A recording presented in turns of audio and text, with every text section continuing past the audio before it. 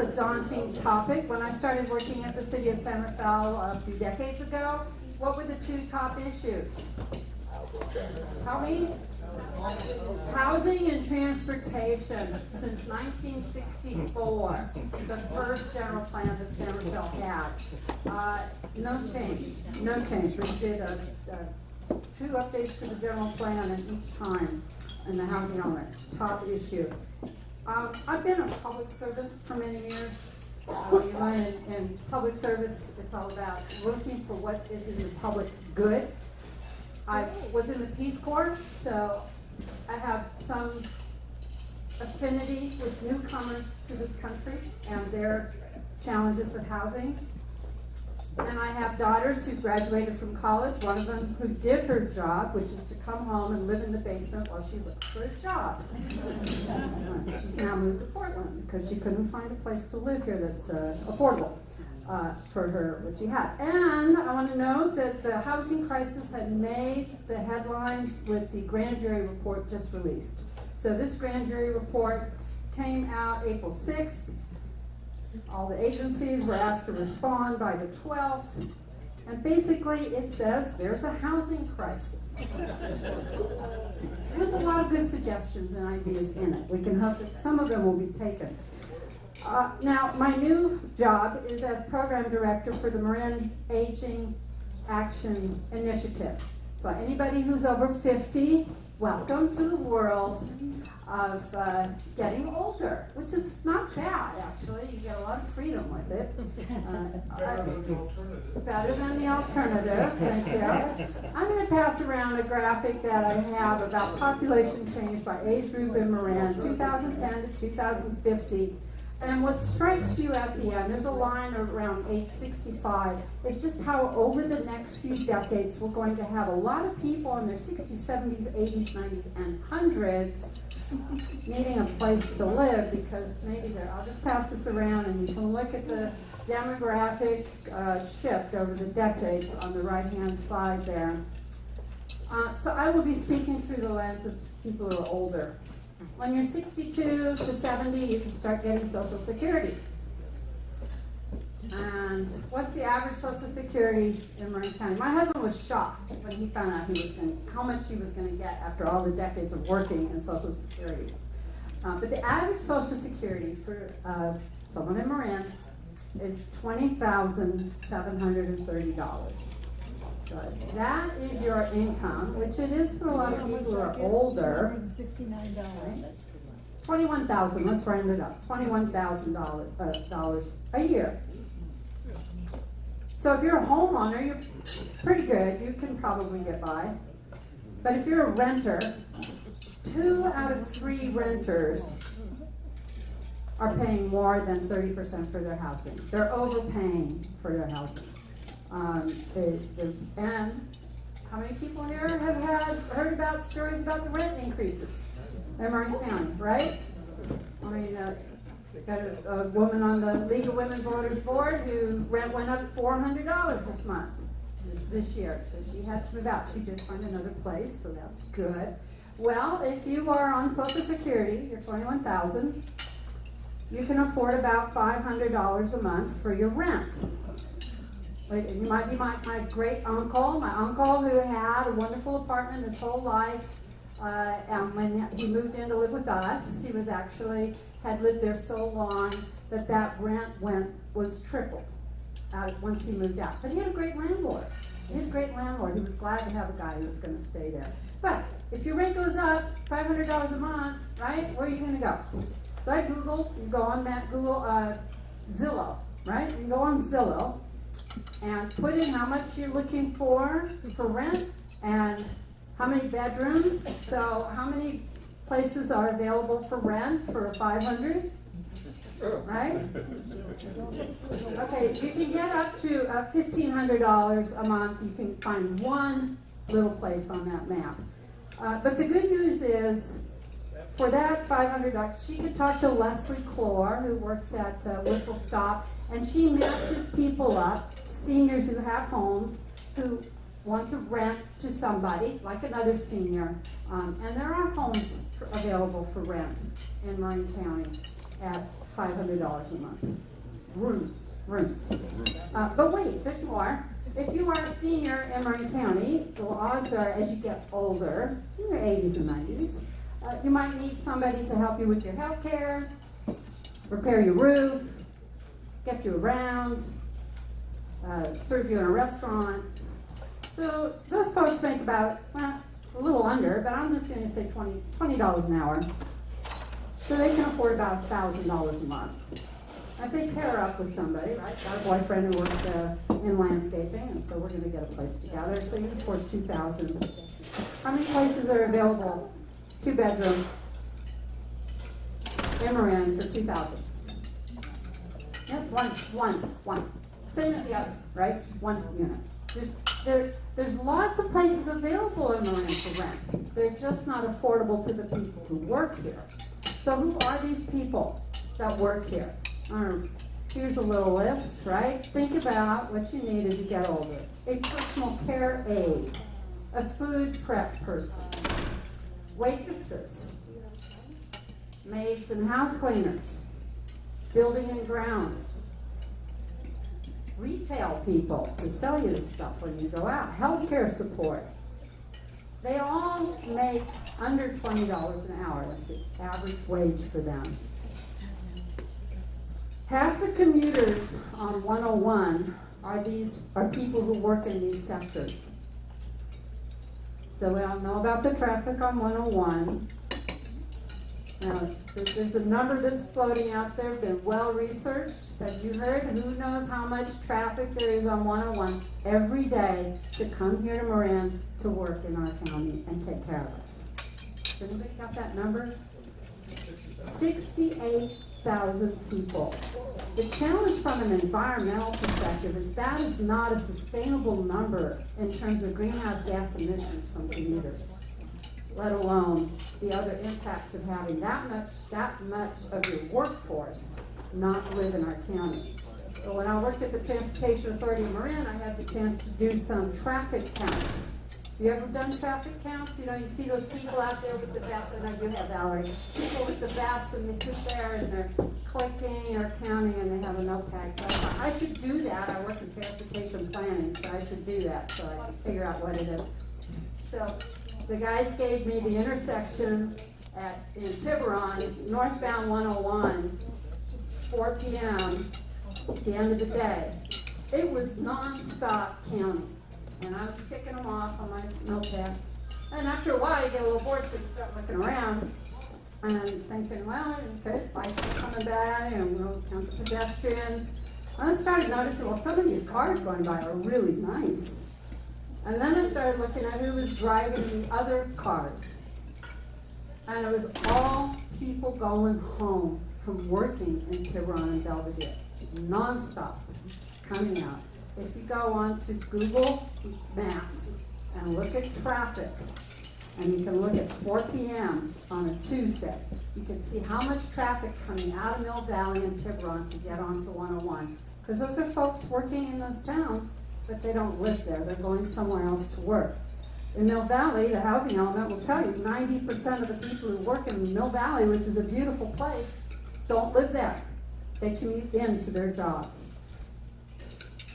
So the track record of building housing in Marin for folks that we depend on is mixed. I want to recognize, Legal Aid did a survey of how jurisdictions did over the last 2 years in meeting their housing needs for affordable housing. And 4 towns have done really well. They've met 100% of that need. That's Corte Madera, Larkspur, San Anselmo, and Sausalito. A lot of that is through second units, but they've been approving those. There's 3 that have built 0. Belvedere, Tiburon, these are all those workers, and Fairfax. The rest are kind of in the middle. I want to recognize for San Rafael was just at your city council study session, and for years, not having it as a priority to build housing. But this year, it's top and front center, and it was just a thrill to see that because it'll make a difference for San Rafael. The really bad news is that this traffic is not going to get better if we keep doing the same thing, which is not building any housing for the people who are working here. The mayor of San Rafael recently announced 600 new jobs in Marin. That's fabulous. We've all lived through what it's like when there are no jobs, right? That's not good. But where are those people going to live? And where are they going to travel from to get here? So what are the manifestations of that housing crisis? Families doubling up, people living in tents and cars and storage units. Our young people can't afford to live here. Empty nesters can't downsize. Older people who aren't driving are locked into their homes. We have long-distance commuting with the environmental impacts. Businesses can't hire and keep their best employees. And I'm a school board member. I can tell you, when you have a third of your employees are commuting from out of county to work for you, when you have a stormy day, you can't open your school with 2 out of 3 adults. You need that other person to make sure the school is going to be a good place for the day. So schools and businesses have to close. We were asked to talk about our perspective. So I think, I'll tell you 4 things. I think it's better to have a healthy planet than not. It's better to have a strong economy than not. One size does not fit all when we talk about housing. And it's better to say yes than no. So in terms of one size fits all, when you think about aging and you're getting older, there's 10 decades here that we're talking about. You turn 50, you've got 5 more. Are you going to stay in that big single family house? There's other options out there or not. And there aren't a lot of options to buy a condo to downsize in Marin. There are in other places, but not here. But there's affordable housing complexes like the one just recently built in San Clemente in Port Madera. There's redwoods down in Mill Valley. There's a concept of the tiny home, which some places are building, like up in Seattle, little tiny homes around a community room. So I want to offer 3 solutions to Marin. It's the Marin solution.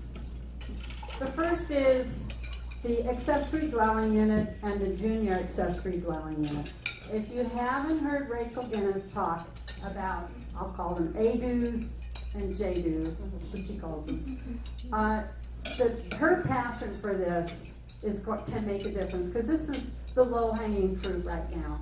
If you have a house and it's just you and your spouse, and you've got some extra bedrooms, you can convert existing living areas to a separate unit and not have to pay horrendous fees. This is a transforming moment for our communities. San Anselmo recently has 20 of these recently approved. We can get, I estimate, if only 5% of the owner-occupied units in Marin County that have 3 to 5 bedrooms, if only 5% of them did this, you would have almost another 4,000 more units. They're small. They might be good for my daughter. She might still be living here. They're good for those renting seniors. They're good for the single employees coming here. It's an option that I would encourage everybody here to consider doing in your home. And what Rachel Guinness will do is meet with you for free and give you an idea about what it takes. The second one is to say yes. And so to get to that point, second one is renter protections. So there's a lot of things on the radar screen for renter protections. And I'll just go straight to it. It's how to, so renters aren't stuck with those big rent increases or the surprise 30-day notice, you get to move, letter that they get. So there's a lot of effort on this. One is no discrimination based on your source of what you make, what your income sources are. There's just cause, so you can't just get that anonymous letter, but there's some explanation. If you are evicted or moved on, you get the notice. You have more time to look for a new place to live if there's a low vacancy rate. So if there aren't many units, you're going to need more than 30 days to find something. And the last thing I want to mention is saying yes. So there's a number of organizations that are working in Marin County to support housing. One of them is the League of Women Voters. We have somebody here from the League of Women Voters. So, Gina, if you want, okay, Bob. Marin Environmental Housing Collaborative, Bob Pendoli. And there's a good website there. You can look them up. Coalition for Livable Marin, otherwise known as CALM, not to be confused with MAD, which is Marin Against Density, but CALM. And then there's the newly forming Housing Crisis Action Group, which is a wider coalition, not just of housing advocates, but education, business, and the faith community. I want to also note that on the way out, pick up a flyer. We have a workshop on May 20th. That we're putting on the Aging Action Initiative, Housing Matters, a place called home. So if you want to learn about, hear Rachel Guinness and find out about some of the options that there are for how to use your homes for a home for someone else, or your options. I think bottom line, the Marin solution to housing is that it has to be homegrown. We don't get anywhere by looking outside. We looking at our own models, what we've built over the years in Marin, and making that happen. Thank you.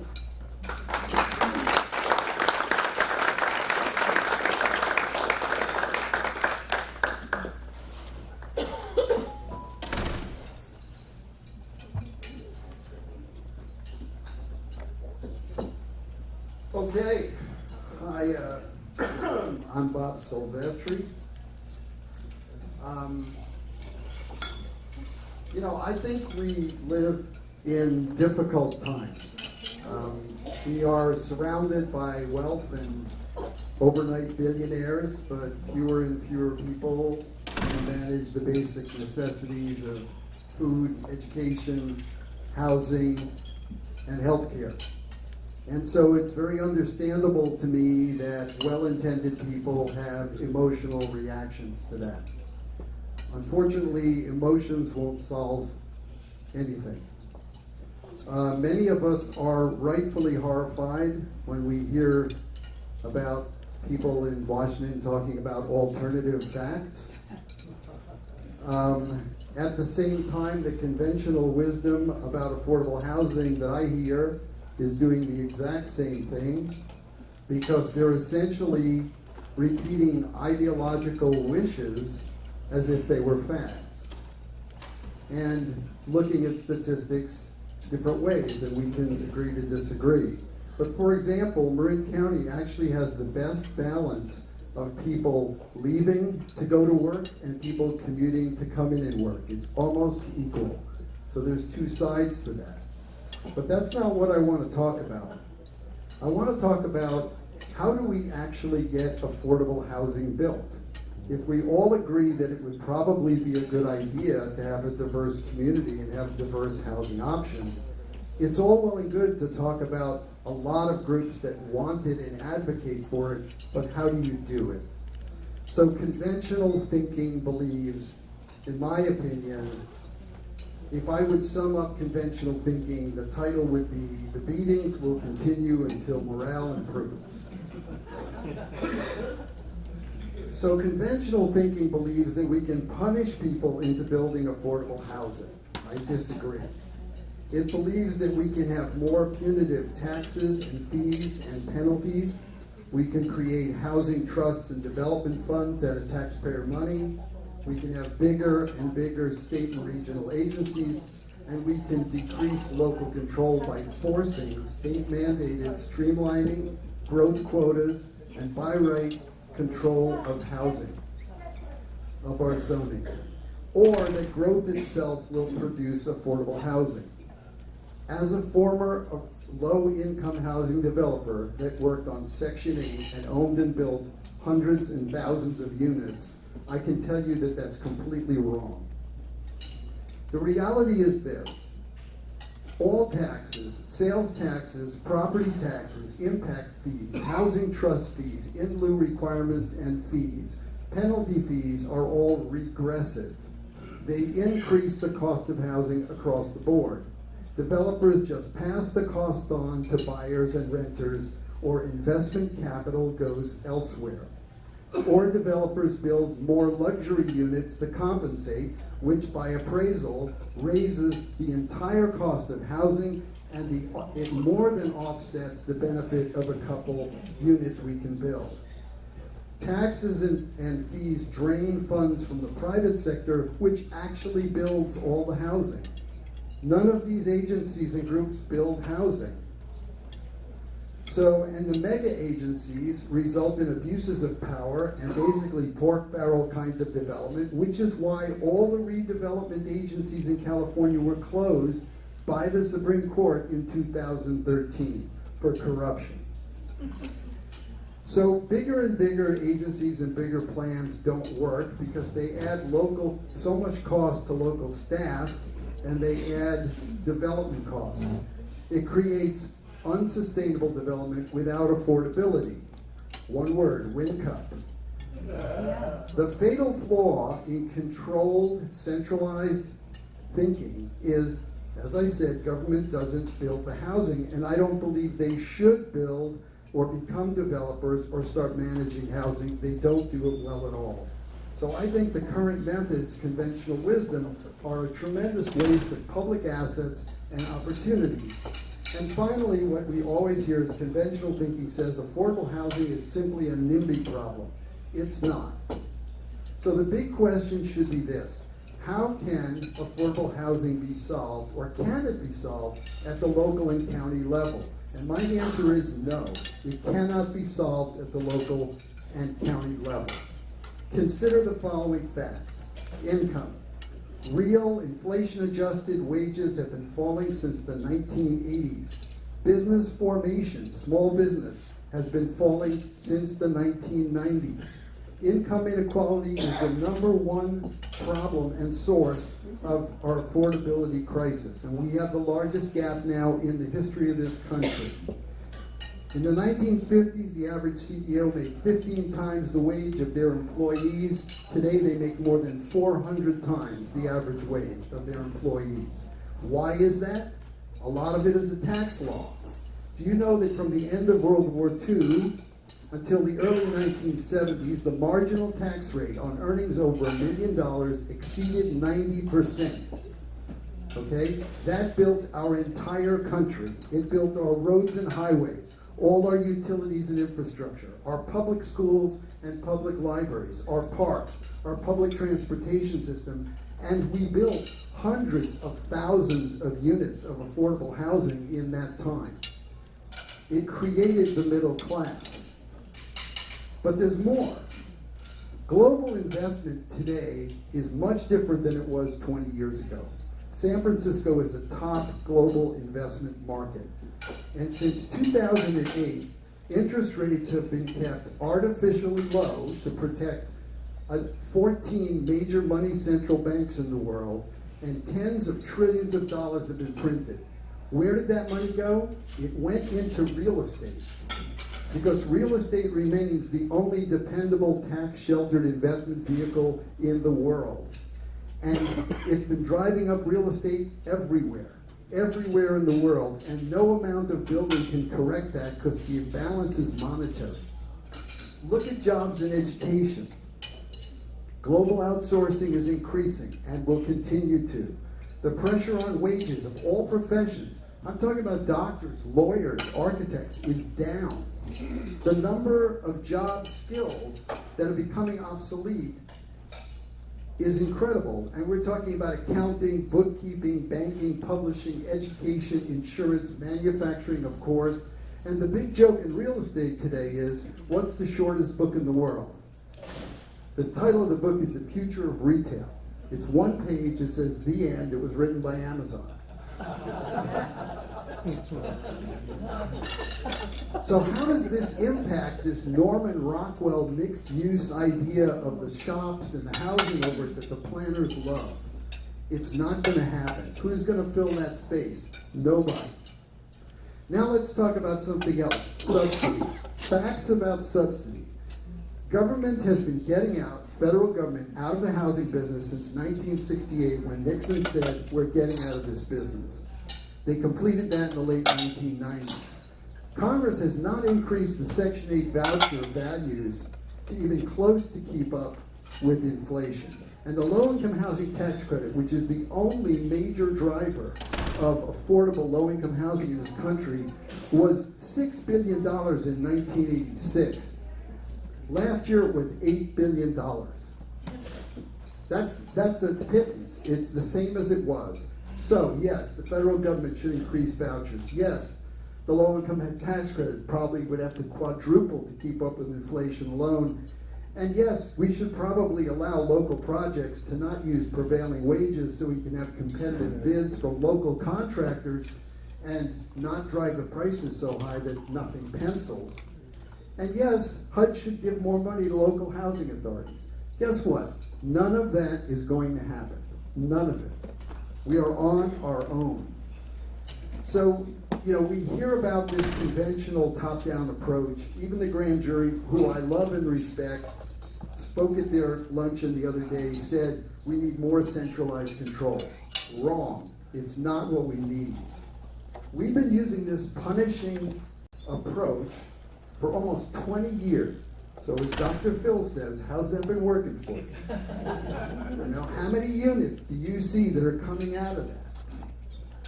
So we need some new ideas. So here's what we're getting. Former Supervisor Kinsey recently said, I quote, before he retired from the Board of Supervisors, he said, "We have seen the future, and the future is that we're going to need to use taxpayer money to buy existing housing stock to achieve our housing goals." What an incredibly stupid idea. Or the betrayal of cap and trade in California, where they're now talking about redirecting as much as $1.5 billion that was supposed to go to green innovation and business and giving it to housing developers to close equity gaps, to build things like Winthrop, which are no way green. So I think we're suffering from a lack of imagination and political courage, and I see our governments giving away fundamental rights, like local control, in the short term, and they're giving it away for financial gains in the short term, and it's a long-term problem. Sorry. So the guiding principles we need to think about are this. We live in a capitalist economy. We can like it or hate it, but it's the truth. We have to make capital work for us, not against us. And development chases investment, so you have to enhance that for affordable housing. They don't, they like carrots better than ideology. So we need to be more cost-effective, more financially efficient, more adaptable, and I believe locally empowered. So let's talk about where the money is. ABAG has a $58 million budget. Last year they spent $40 million of it on planning and planning staff. HCD spent $36 million on housing policy development, whatever that is. MTC, which hasn't done a financial statement in 2 years, on housing activities, they spent about $80 million on consultants in 2015. And if you add up what cities are spending to deal with these agencies and layers of regulations, it is hundreds and hundreds of millions of dollars a year. So money, there's a limited amount. We have to be smart about it. I think on a state basis, we have to downsize and cut the budgets of massive agencies instead of keep growing them, and use those savings to start creating programs. And the state could do a lot. And we locally could do a lot to convince the state. So first, we have to change the definition of government in housing from central planner and punisher in chief to regulator and market maker. So don't add taxes, fees, and penalties, add incentives, insurance, and financing terms. And I'll explain what I mean by that. Number one, we have to create a California state bank.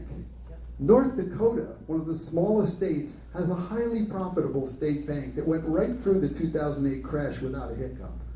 We have $600 billion in funds in California that we could deposit in that bank. We're the 5th largest economy in the world. It's time to act like it. Number two, create a state low-income housing tax credit. With the money that we have and we could save, but the difference is those tax credits should go directly to local governments in proportion to their population, so that cities in San Rafael and the county finally have a financial incentive that they can decide who to give it to, not that all those decisions are made in Sacramento and only the biggest nonprofits get them. Bring that decision down here and get rid of the middlemen that are adding to all the costs. 3, create a state co-insurance program for lenders on affordable housing. The federal government did this for 15 years extremely successfully, and it was terminated for political reasons by the Reagan administration. Instead of using taxpayer money to actually put dollar for dollar into a project, insure private lenders to lend against affordable housing and back them up. That's called leverage. You'll get 10 times the housing than creating housing trusts and slush funds. And the cities could join insurance pools. With co-insurance, you could reduce the loan-to-value requirements on mortgages for affordable housing. That makes them make more money. Okay? You have to give incentives to developers to do that. The cost, nothing. It's a net positive. 4, change the California tax-free exchange benefit under the 1031 rule. What the rule says in California is the same as the federal rule. It says you can trade property and pay no capital gains for like-kind property. You're a shopping center developer, you can get another shopping center, and you can trade up and you can not pay taxes on your gains. Well, what if we said that if you do affordable housing, you get rid of the like-kind provision? In other words, you can trade from any kind of property, industrial, into affordable housing and pay no capital gains. You have no idea how much money that you were talking about in this kind of world. You're talking hundreds of billions of dollars in investment. And we could extend the recapture time, which is now only 45 days to identify the new property. We could turn it into 360 days for affordable housing because we know they take longer to process. In other words, make it work. This costs us nothing. We could increase the state charitable deductions for equity grants and land trust for affordable housing. We have control of that. That's an incentive for private capital to get involved and finance housing. We could do a state supplemental Section 8 voucher, which I realize has some problems, but we could try and close the gap because the federal government is not going to do it in the next 4 years unless something drastic happens. And look, if you do all these things and they start building housing, that creates jobs in tax base. Staff and more staff and agencies is just an expense. They create nothing. They don't build anything. And the last thing, number 7, is we should change the rule that says affordable housing is regulated by the state by number of bedrooms, that the type of affordable housing should be locally controlled. So if West Marin wants more low-income co-housing for agricultural workers and East Marin wants more active elderly or young single or couples housing, that's a different configuration. They get to decide, having these incentives in their pocket, that they get to delegate to what they want. They can control it. So I think that economically, socially, and environmentally sustainable solutions have to be locally driven, but they have to be in concert with pushing back on the state government. These ideas alone could create tens of thousands of units of affordable housing in communities like Marin. Because the good news here, the bad news is it's expensive to live here. The good news is developers can make a lot of money building here. So you got to use that good news. And finally, the demise of ABAG, which is, well, some of you may know, is now all their planning is being absorbed into MTC. So we have lost any voice now in regional planning. Well, I would encourage elected leaders to use the Marin Council of Mayors and Council Members as a platform to work with Napa and Sonoma to create a North Bay COG. Because ABAG's gone, we should have our own Council of Governments. And so in summary, I guess my thesis is that we need solutions driven by local control driven by private capital, not by government agencies, and we need to stop wasting our precious tax dollars. Thank you.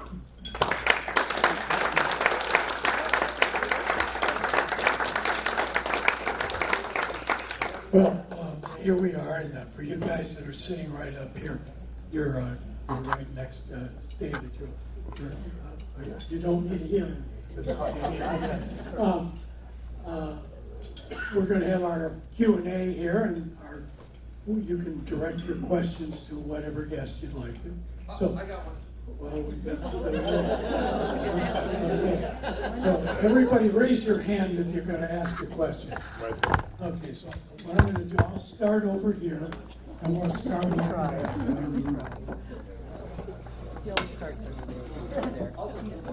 Bob, you laid out the financial incentives in your program, but when you get down, as you say, where the tires hit the road, how do you get the neighbors, the landholders, the local stakeholders to gateway these projects that have capital investment ready to go to work? Well, my opinion is that that argument will always be there. But how do you soften the beachhead? Okay, the point is that if you give, Bob, I just believe that would if you you make- stand when you're in? I just believe that if you give the power of that decision and the ability to influence that decision and incentivize that decision to local councils, I put my trust in local elected leaders. Better than a region, this is incremental change. So it's better than a regional agency telling you where it should be built and what it should be. It's better than the state telling you, or it's better than HUD telling you. And that argument is at least between community members at meetings, at public meetings. I've been to hundreds of them. Where at least we're getting up and talking to each other. We all live in this city or this, and we're talking to each other. That's the best it gets. If democracy fails at that level, I can't fix that. But I think people are more upset with being told by a state agency they have a growth quota and being told that this is going to be designated for high density and you have to live near it, than to be told by their council that the best decision we can make for Mill Valley is to put it here. At least there's a discussion, and reasonable people can disagree. Okay, you have a question. Okay, next question. Anything from this table here?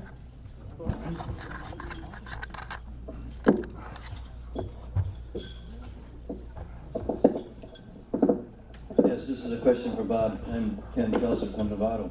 When you talk about building thousands or maybe tens of thousands of units in Marin, where would you put these units? The conventional wisdom is that Eastern Marin is all built out. There's not much room here. Where would you put the units, and how do we deal with the potential problem of urban sprawl or suburban sprawl? Well, forgive me, but you're slightly misinterpreting what I'm saying. That decision of how much density or where or how much is a local decision. I'm just saying that what I'm trying to convey is we wring our hands about how to build 1 unit of affordable housing, how to build 5 units. We get, it shows up in the paper if somebody builds 3 units. It's a big deal.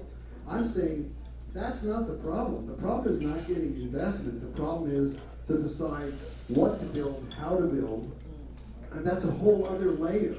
So, for instance, a town or a county could say, we have very strict green building codes here. We want very low impact. We want to look at, one town might say, we can't handle any more traffic, come up with a solution. So CVP is working on a scheme that we call plug and play housing, where when you move in, you can't own a car. There's a car share as part of your rent. So the car comes with the building, but that's very limited. And you have to buy into that to live there. But it's a good way for young people to live here who could move from San Francisco who don't even own a car. So it's a deal cut with Zipcar. And so there are incremental ways. Now, yes, we can't build 10,000 units in Marin, but we can build 10,000 units in Northern California. So, and we're not the only place. People have always kept going out farther, she was saying her daughter moved to Portland. There's a reason for that. She can have a lot more. I grew up in New York City. I live here. That wasn't a bad deal for me. But I couldn't have lived in New York City. So, yeah, I'm not, that question is, I just trust that our elected leaders will do a better job of deciding how to mitigate that impact than being told from the federal government or the state government that we have to deal with it. Here's, 500 units. Because wind comes as a result of that. It was a result of being told you have to do this. I mean, that's what the council members have said over and over in public, in the IJ, when asked, they have said, we had to do this to meet a quota. So maybe they're not telling the truth, but that's what they said. I understand it's not affordable property, but that's what they said. We'll not have an argument, right? Maybe? Before you get going, I want to answer the question that you have, because that's very important, how to get support for local housing. I'm sure most of you have heard about the Fairfax affordable senior units, only 53 on property owned by a church in a town where there are hundreds of seniors who rent. And so what's happened is the community has really come together. There's a very small group, but loud, which is what happens in opposition to housing proposals.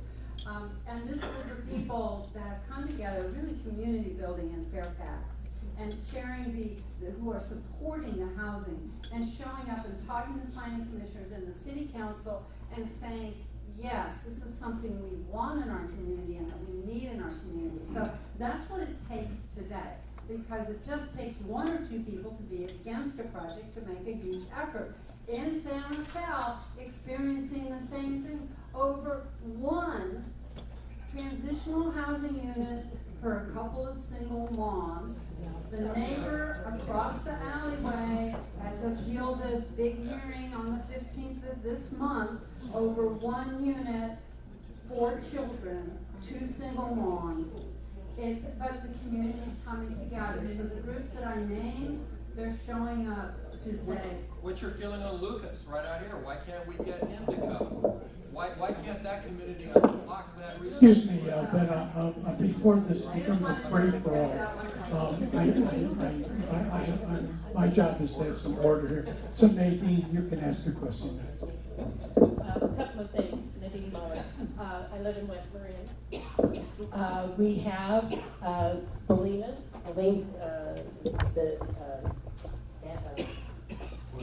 Point Reyes, and the areas out in that area. A lot of the homes in those areas have been sold and are rented, and so we've lost the children for the schools. And I've heard the same kind of situation is happening in the new buildings in San Francisco, that they sit vacant because foreign investors. How do you solve that problem? That's a huge one. And if you've been out to West Marin, you hear these stories. West Marin is being gutted of its residents. Absolutely. You walk around beautiful downtown Point Reyes, homes are vacant or they're occupied by people from New York who are coming to visit and enjoy our,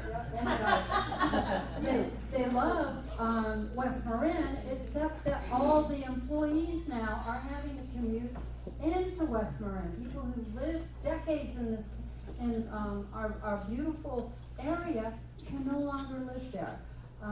So it's a big issue. There is a group called CLAM, not CALM, but CLAM, and they are working on Airbnb regulations with the County of Marin. I want to recognize Lily Thomas, who is the housing guru at the county, and so they're working with the county on is there a way that we can at least monitor it, collect taxes from it, and is there a way to regulate it? Other cities we're not alone in this, in the state of California or the United States, in how to manage our housing stock so that it serves us, so that people who live and work here can have a place to live here, and we're not losing our homes. Bob wants to make a comment there. Yeah, I just want to kind of interject that the thing that's important is to separate, because it helps solve them, separate public policy arguments, political arguments, and facts about how you build housing, because they're not all the same. I mean, the things I outlined could produce any kind of housing. It could produce only second units. It could produce only big skyscrapers. That has nothing to do with the structure. What I'm trying to suggest is we spend so much time arguing and getting bogged down in policy, and as much as your stories, I understand, are heartfelt stories for people, they're just so, they're very unique. Each one is unique. And we'll have to deal with it. We've always been good at dealing with that, but what we're not good at is the big picture of why we're having all these problems in the first place. Because even in towns where I see people agree on affordable housing, we had a project in Mill Valley that was at a church property. It was going to be 14 all affordable units, and they couldn't figure out how to do it. And everybody wanted it. They wanted the location, they wanted the units, there was no opposition, and it failed because it was missing $600,000 in equity that nobody could make pencil. That's a problem. That's a bigger problem, because that failure puts pressure on everything else. And I see lots of those failures. And you're right, David, Wincup's not affordable. And one of the reasons it's not affordable is it doesn't pencil any other way than the way they did it. Of course, they've probably lost so much money by this point that God knows who's going to end up with it. But the point being that it shouldn't be that black and white, and there are ways we can change that and give us more flexibility in these decisions. And that helps when you're trying to say, it takes the focus off of, we have to win over this one unit if we've got other projects going that help fill those needs. Well, one thing Bob, I just want to point out as an observation is all these agencies that have grown up around the process of centralization, and the fact that in the state of California, that's kind of like having an iron rice bowl, as they refer to it in China. Now, how would anyone be able to eventually terminate the employment of this bumper crop of bureaucrats that we now have in all of these planning agencies? And that, I don't know how you ever possibly get rid of them, but that's a question for another time. Hi, I'm Regina, and I live in Novato, and the school district owns property in Novato, and the school district has a problem with retaining teachers. I wonder, using your framework for financing this, what would your ideas be for a school district to build in town for teacher housing? What kind of improvements could you make there? Well, I think that when it comes to agencies, and it would be a case-by-case basis, but many times things like school districts, sanitary districts, the UC system, for instance, they have a lot of flexibility. They don't have to deal with local codes necessarily. They are not beholden to local zoning, and they can make certain decisions, and they do this all the time. Now, it has to be aligned with their purpose. There are a number of devices people have been using for financing teacher housing. Santa Clarita had a project that Bruce Dorfman's company financed years ago. The problem is that in the context of the financial instruments available to us now, in this bigger picture I'm talking about, it puts so much pressure on a project that essentially what these teacher housing projects are doing is they're mortgaging their future, in that they so-called buy down a loan, meaning to make it, the numbers work, they pay no interest for 10 years, but then 25 years out they have this enormous bullet where they're going to owe $10 billion, and nobody knows how they're going to pay that. And so with the best intentions, it's very hard to make these things work, because the school, but you do own the land. You probably have no debt on the land, so you're ahead of the curve there, and it wouldn't take a lot. And we actually have some people that have come to us. We're working with a church group now that has church land, same thing. They want affordable housing for elderly members of their congregation. We're looking at those and looking at how to finance them, but I would say just start talking about doing it, and look at what your needs are, start to look at the numbers, there are certain grants available, there's, you know, but I just wish we could get the system to work a lot better, so your question would be answered. You'd have the ability to go, you'd have co-insured funds, you'd have things where any developer, even a local developer, could come in and say, yeah, I think I can work with you on this. That's what I'm looking for. I'm looking for this whole system to work for you to be able to do it. So right now it's tough. So as you may know, I'm a school board member, and I am on a task force that worked this last year, and we're going to keep going about teacher housing. We have trustees from across the county who are meeting and talking about the need for teacher housing to do recruitment so we get the best, and retention so we can keep the best. So in Santa Clara, where Bruce Dorfman built the housing, that was one model. They came and spoke with us this year.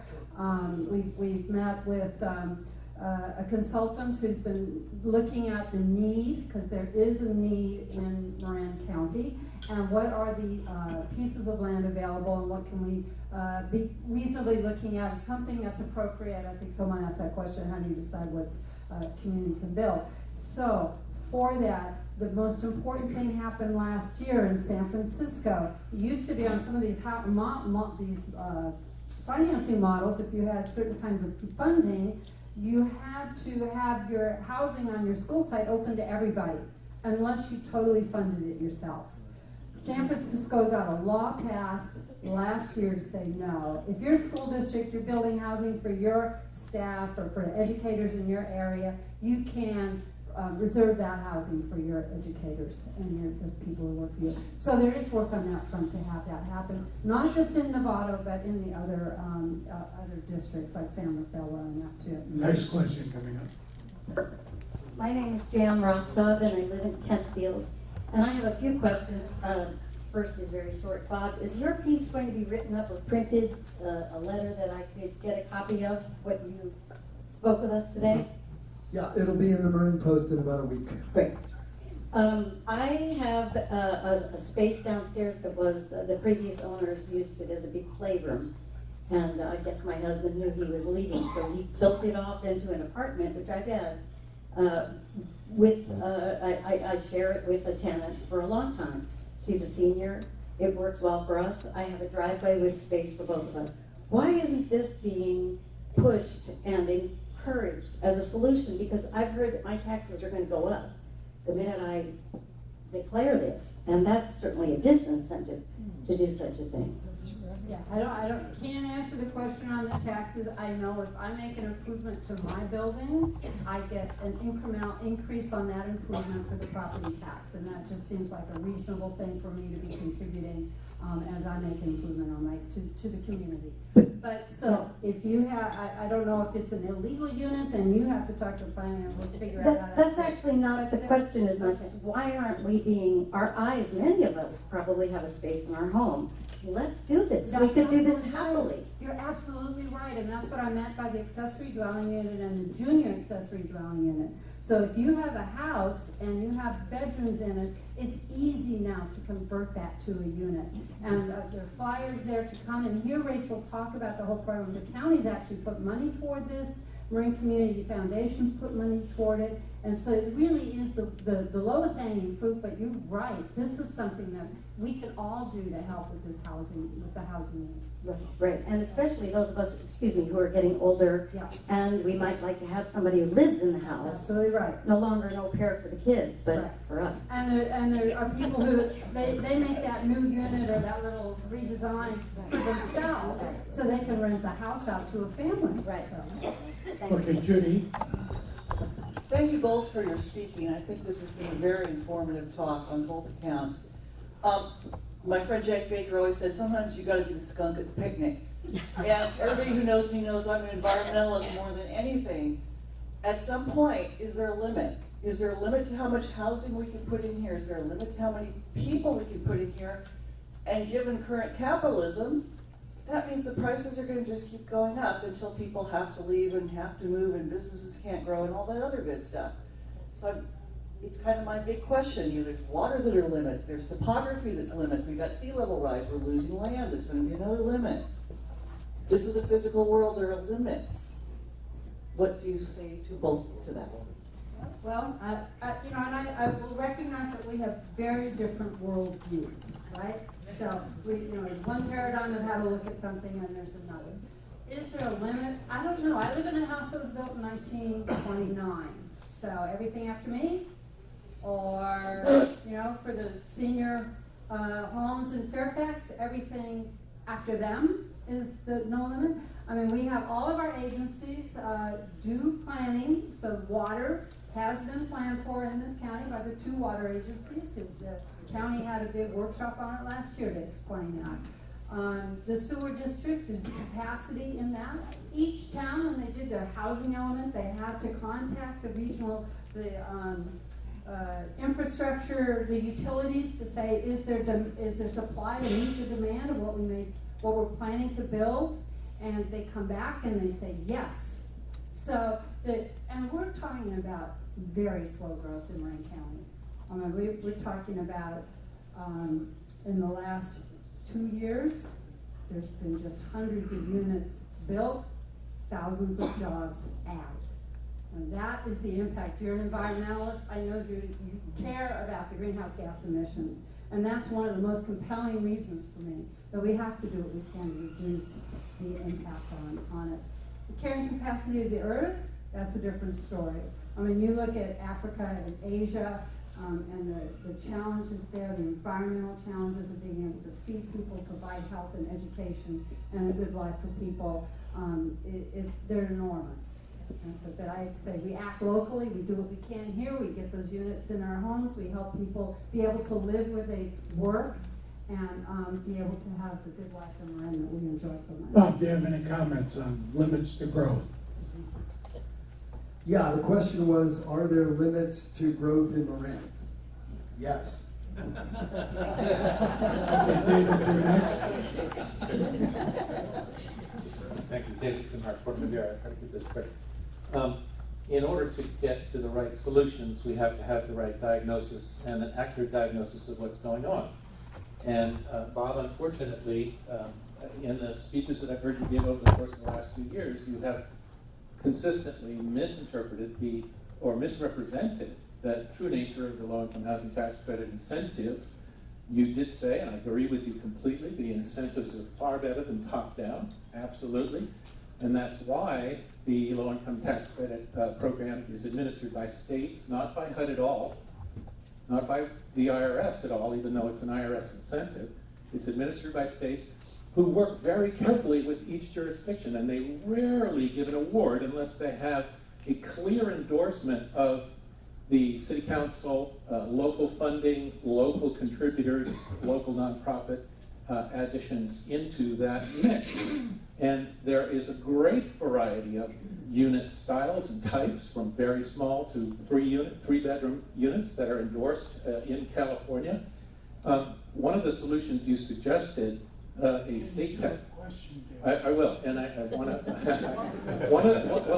I think it's important to try to balance out a well, but you're not. Can I just say something, David? You get up every time for years, make the same speech. You're not. I would, if you want to come up on the dais and be asked to speak, so you can make this presentation, you should ask to do so and make a presentation about this. But to have this argument where you're kind of painting a story. What is your question? What is your point? In the 24 years since the last affordable housing unit that you built, more than 24 years ago, there has been a very efficient use of that program. And at the national levels, the federal credits reward more than $1 per dollar of the subsidy. In state credits, which you spoke about, it can rarely get more than 65 cents to the dollar. So state credits are actually inefficient and not good uses of funds. State credits don't exist, so you have no way to say that. They're in California. Okay. So let's talk about what the real incentives. Is there a incentives, question? Yes, what are the real concrete incentives that each of you can say should be offered up at the local level, other than going to each jurisdiction and saying no to new developments, which is exactly what you've done, Bob. Okay. That was a question.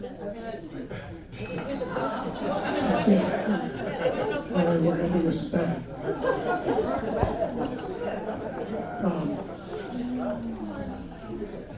So, you asked about incentives, right? So there are incentives that the state has offered, maybe some might say under some umbrella about worldwide government, but I would say it's in response to the fact that people do block housing proposals and do set up roadblocks for new units in town. So there are density bonuses and height bonuses in San Rafael that we grant and that are allowed by state law and encouraged. So those things help developers be able to maximize what they can do on a piece of property. Bob, do you want to respond to his comment? No, it's fine. You don't? Okay, good. Now, Barbara, here's a... I just want to add, Bob, you've listed a bunch of things for the state, 7 things, and I think that in terms of state law, that can make a huge difference to make these statewide changes. There was a state law change for accessory dwelling units in January, which makes it a lot cheaper and a lot easier to do. So all those things that you mentioned, I'm glad to hear you're working on those things and that they're making progress on it, because we need help both at the high level and at the local level. Cynthia, or excuse me, Barbara. Hi, I'm Barbara Rose from Lucas Valley. I understand that given the current climate, we are not going to have more federal money coming to housing, most likely.